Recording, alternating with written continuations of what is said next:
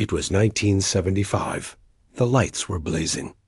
2,000 people were on their feet, screaming his name.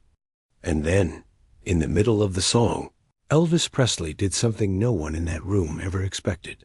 He stopped. He held up his hand. The band fell silent.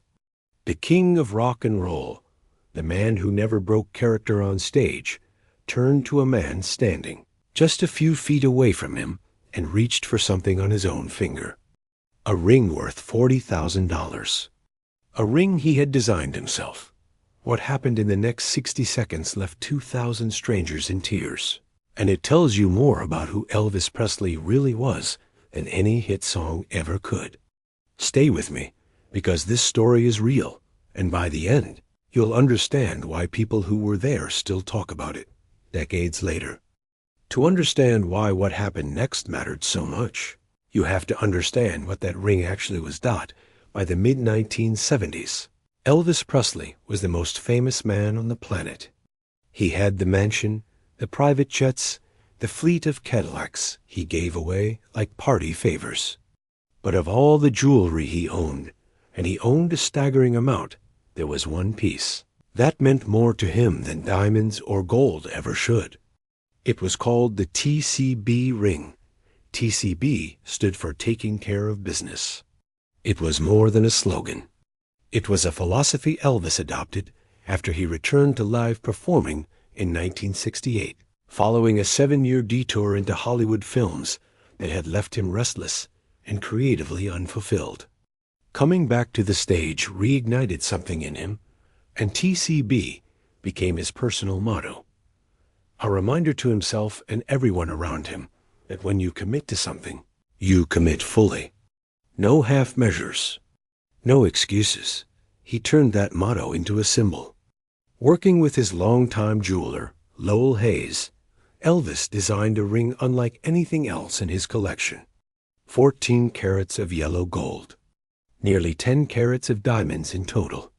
At the center, a massive 7.56-carat round-cut diamond, surrounded by a halo of smaller stones, with 2 lightning bolts flanking the letters T, C, and B, each one studded with its own gems. The lightning bolts weren't just decoration. They represented speed, energy, and Elvis's own restless drive to move fast and live large. The ring cost him $40,000. An eye-watering sum in the 1970s, equivalent to well over $200,000 today. But the price tag was never really the point. Elvis didn't wear the TCB ring the way other people wore jewelry. He wore it the way a soldier wears a medal, or a craftsman wears a wedding band passed down through generations. It represented the band around him, the crew that traveled with him, the tight circle of people who had chosen, like he had, to take care of business, together, no matter what. He didn't just wear one either. He had duplicates made over the years, because giving the ring away became something Elvis did more than once. It was, in his mind, the highest compliment he could pay someone. Not a car, not cash. The ring off his own hand, which is exactly why what happened on that stage in Asheville, North Carolina, in 1975, stunned everyone who witnessed it. And why? Once you understand what that ring meant to him, the moment hits so much harder, because Elvis Presley was about to give his TCB ring away, live, in front of 2,000 people who had no idea they were about to witness something they'd never forget. Asheville, North Carolina, was not one of the flashy stops on Elvis's tour circuit. It didn't have the glamour of Las Vegas or the roar of Madison Square Garden.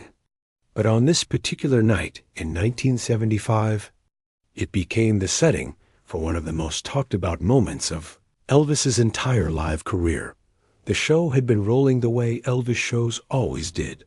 Full band, full orchestra, the crowd already worked into a frenzy before he'd sung more than a few bars. Elvis fed off audiences like that. He thrived on the noise, the energy bouncing off the walls. The sense that for one night, everyone in that building belonged to the same electric current. And then, Mid-performance, he stopped. Not a pause for a costume change. Not a break to towel off his face, the way he sometimes did between songs. He stopped the entire show, mid-song, and the band, trained to read him like a second language, cut out almost instantly, leaving nothing but a stunned kind of silence rippling through the crowd. 2,000 people who had been screaming seconds earlier suddenly leaned forward in their seats, unsure of what they were watching. Elvis held up the TCB ring, his ring, the one he wore constantly, the one that had become as recognizable as his jumpsuits, and told the audience exactly what it was and what it had cost him. $40,000, he said, matter-of-factly, the way another man might mention the price of a watch. The crowd murmured. Some laughed nervously, unsure if this was a bit, a joke. Part of the show, it wasn't, because standing near him, close enough to reach, was a man named J.D. Sumner, a gospel singer with a booming bass voice, and someone who had been part of Elvis's musical life since Elvis was practically a teenager. Sumner had led the Blackwood brothers back when a young Elvis Presley used to sneak into gospel concerts just to listen to him sing. Years later, Sumner formed his own group, J.D. Sumner and the Stamps, and in 1971, Elvis brought them on as his backing vocalists. By 1975, Sumner wasn't just an employee. He was family. He was one of the people who had spent years taking care of business right alongside Elvis. Night after night, city after city, and in that stunned silence, in front of 2,000 strangers who had come for a concert and were now watching something far more personal. Elvis Presley slid the TCB ring off his own finger and placed it on J.D. Sumner's hand. To really feel the weight of that moment, you need to understand what Elvis was actually doing when he handed over that ring, because it wasn't a spontaneous, empty gesture. It was Elvis settling a kind of debt that money could never really pay. J.D. Sumner had been part of Elvis's world since before Elvis was Elvis, long before the gold records, before Graceland, before the jumpsuits and the Vegas residencies. There was a poor kid from Memphis who loved gospel music enough to go find it live wherever he could. J.D. Sumner's booming bass voice, echoing through those early gospel shows, was part of the soundtrack of Elvis's childhood dreams. Years later, when Elvis had become the biggest star on earth, he didn't forget that. He brought Sumner and his group, the Stamps, into his own band, giving the gospel singer who'd once inspired him from a distance a permanent seat inside his musical family. For years, Sumner stood just off to the side of Elvis on stage, night after night, adding that unmistakable bass to songs that would become legendary. That kind of loyalty, in Elvis's world, meant everything. And on that night in Asheville, Elvis chose to say thank you in the only language that ever felt big enough to him. Not words, but an object that had cost him a fortune and meant even more than that fortune suggested. There's a detail about this moment that makes it even more remarkable. Elvis knew that giving away his original TCB ring meant he'd need another one, because his father, Vernon Presley, was about to join him on tour, and Elvis didn't want his own father to notice the ring was gone. So he quietly asked his jeweler, Lowell Hayes, to craft an exact replica before Vernon arrived, so the switch would go unnoticed. Elvis wanted to give this gift freely, without explanation, without anyone questioning it. He simply wanted J.D. Sumner to have it.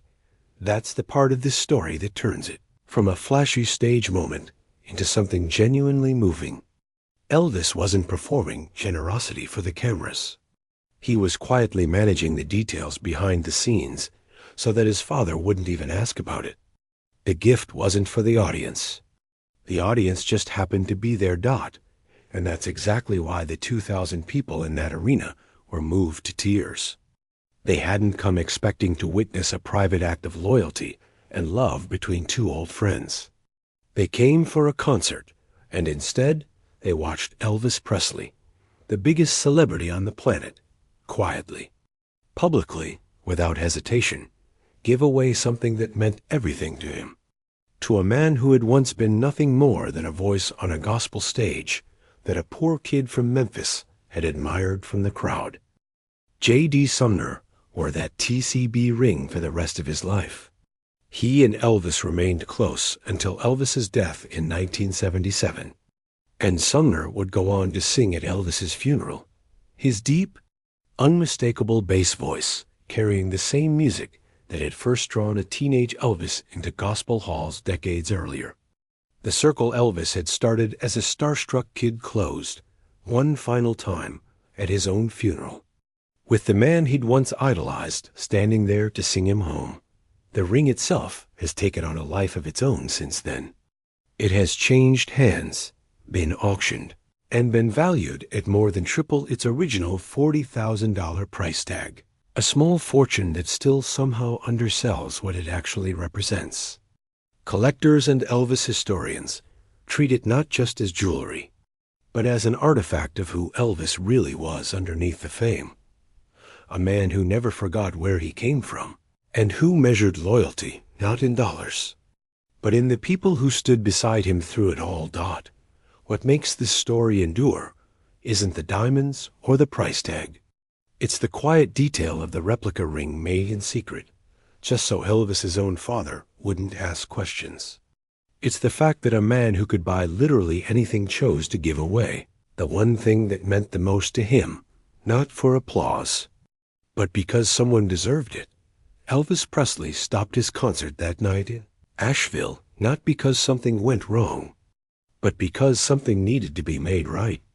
And 2,000 strangers who came expecting a show instead got a glimpse of the man behind it, generous, loyal, and even at the height of his fame, still just a kid from Memphis who never forgot the people who helped him get there.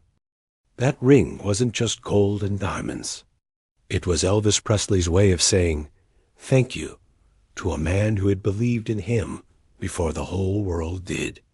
And it's why, decades later, this story still brings people to tears. If this story moved you, drop a comment below and tell us, what's the most touching thing you've ever seen someone give away? And if you want more real stories about the king like this one, hit subscribe, because we've got so many more to tell.